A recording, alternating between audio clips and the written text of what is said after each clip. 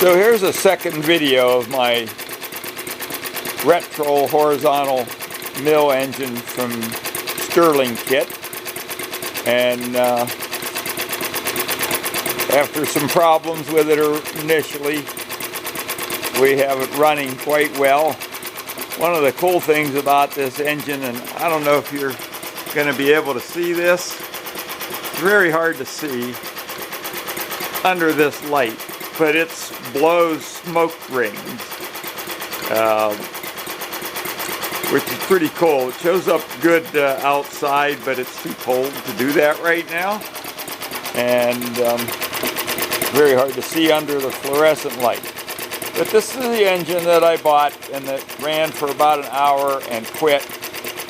And what I found was, I made sure that when I ordered it, it was coming from the USA, but I found out if you have a problem with the engine, they want you to ship it back to China, and at your expense.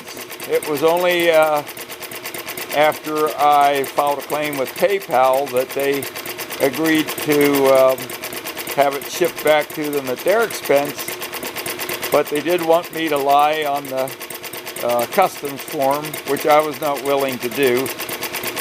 So I decided to get into the engine a little further and figure out what was wrong. What I did find was that they had left the backlash on these two cam gears. It was adjusted wrong. There was too much backlash, and when I started it with an electric cordless drill directly off the crankshaft, I think the torque made that those gears jump, and of course it jumped timing. So I just finally contacted them and asked them if they would just send me the parts. So they did send me new gears, and I got them adjusted properly, and they sent me the hand crank, which was supposed to have come with it and didn't, and now I started with the hand crank rather than an electric drill. I think that's a lot easier on many of the parts.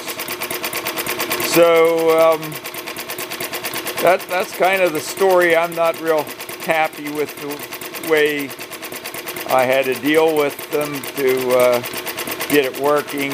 They should have just replaced it or made it easier for me to return. They could have sent me a call slip. They said they can't do that, but anybody can do that. And then they could have filled out customs forms. But I will say they did send me the parts very quickly, and I'm very pleased with the engine. It is well made. I think they just somehow didn't get the backlash on those gears set right, and it's a fixed setting, so I had to take this bracket off and mill slots into those two brackets so that I could adjust the gear up and get rid of the excess of backlash.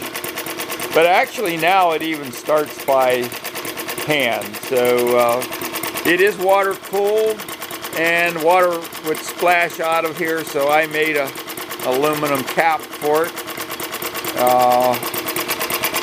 I drilled a little hole here to hold the little starter drive, because otherwise you just lose it. And there's the hand crank sitting down in there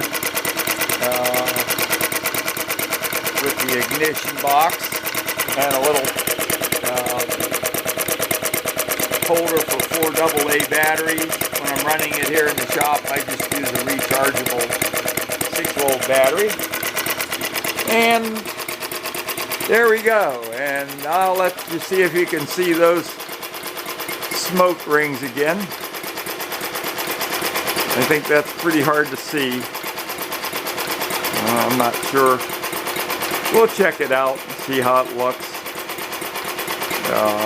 But I know outside it looks really cool when it does that. There's my Atkinson I finally got running right. and I'm in the middle of building an economy hit and miss engine. So there's a few projects. So all in all, that's hopefully a fair critique of the engine. Personally, I don't think I'll be buying any more from them, but that's up to you. Thanks for watching.